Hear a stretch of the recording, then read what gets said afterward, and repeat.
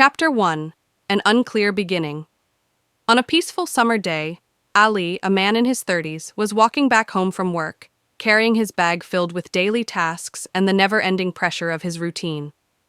The sun had started to set, casting a warm glow over the streets, but there was a strange feeling that had been following him every step of the way. This feeling wasn't new to him. It had started several days earlier. It felt like there was an invisible eye watching him, something he couldn't see, but it was there, observing his every move. As the days went by, it became more pronounced. It wasn't just anxiety or stress from work. It felt like there was something strange happening around him. But he tried to push these thoughts aside and continue with his life. However, that evening, when he returned home, everything felt different. When he reached the dim corner of the street where he lived, he felt something heavy pressing against his chest, as if something was closing in on him. He quickly glanced back, but saw nothing. It was as though the street had become suddenly empty, with no one around. The air was colder, and the shadows around him seemed to stretch unnaturally, moving as if they had a life of their own. Chapter 2. The Shadows That Follow Me. In the days that followed, Ali started seeing them more frequently. It wasn't just a fleeting glimpse anymore. He was starting to feel them too. The shadows appeared between the walls, behind doors, on the floor, and they seemed to move as though they were alive. At first, he thought they were just tricks of the mind, a result of his stress and exhaustion. But soon, he noticed that they were following him, mimicking his every move, as if they were watching him. One evening, after a long day, Ali sat alone in his home. The atmosphere was quiet, but there was an odd sensation creeping into his mind, something telling him that something was wrong in the room. He looked around, and though he was alone, it felt like something invisible was surrounding him. Then, something strange happened. As he stared at the walls, he noticed the shadows moving in unnatural ways. They started to creep closer, curling around him, almost touching his skin. Then, as if responding to his thoughts, one of the shadows whispered, "You are here because you were chosen." Chapter 3. The Dark Room. When Ali woke up the next morning, everything seemed normal, but the strange feeling still lingered, like an unwelcome guest. He tried to go to work, pushing himself to act like everything was fine, but along the way, he noticed that people around him were looking at him strangely. Their gazes were filled with curiosity, fear, as if they knew something about him. They looked at him as though they were aware of something he didn't understand.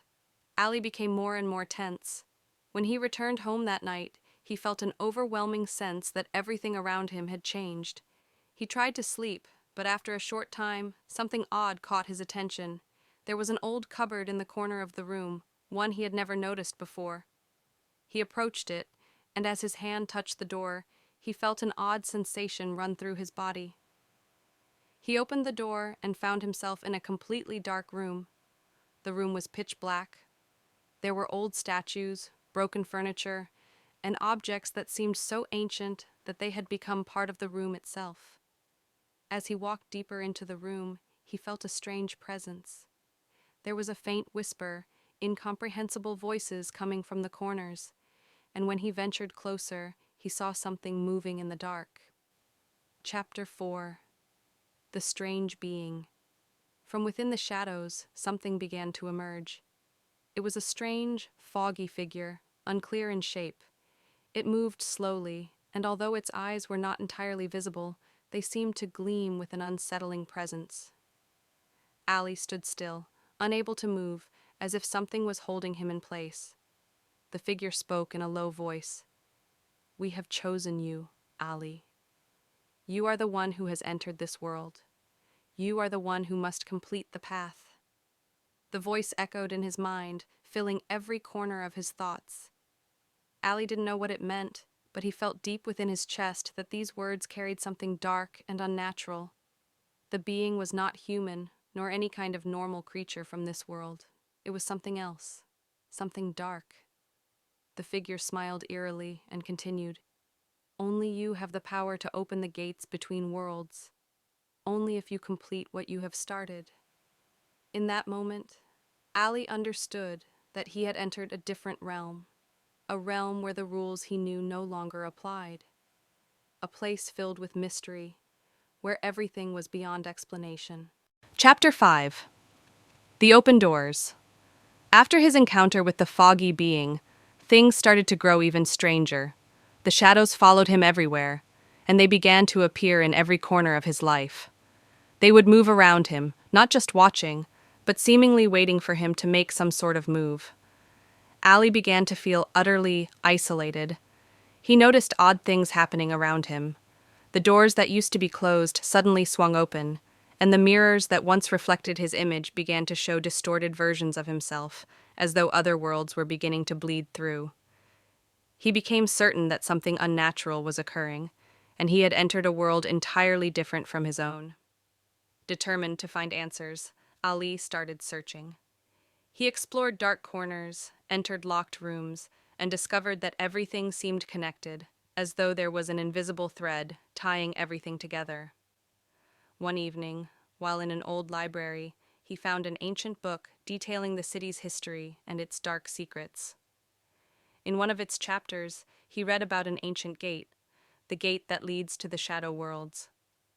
When he reached the last page, he found one strange sentence written in an unfamiliar script. Whoever enters this gate can never return to the world they once knew. Chapter 6. Illusions. As memories began to blur in Ali's mind, he couldn't tell what was real and what was illusion anymore. The shadows that haunted him began to take the form of people he knew. They would appear in his life as if his very thoughts were manifesting them. One day, while walking through the streets, Ali saw a man who looked exactly like him, running towards him. His eyes were empty, and his movements were strange. But as Ali approached, the man disappeared, leaving behind only an eerie silence. The shadows grew stronger, stalking him everywhere. Ali could feel them closing in on him, and no matter how much he tried to run, he always found himself back in the same place, the same room, the same shadows. In that moment, Ali realized he was facing something far greater than any rational explanation could provide. The shadows weren't just something from the outside. They were a part of him. They were tied to his own psyche, and they were showing him a world that defied all understanding. Chapter 7. Returning to the beginning days passed, and Ali tried to escape this strange reality. One evening, he decided to go back to the place where it all started, the dark corner of the street where he had first felt the strange sensation. As he reached that familiar spot, the air felt colder, and the shadows seemed even denser. He could feel something unnatural in the atmosphere, as if the whole city was breathing differently, as if something invisible was pulling him back to the beginning. Suddenly, in front of him, the old door appeared, the same door he had opened before, but this time, it was firmly shut. He looked around, and without thinking, opened the door again,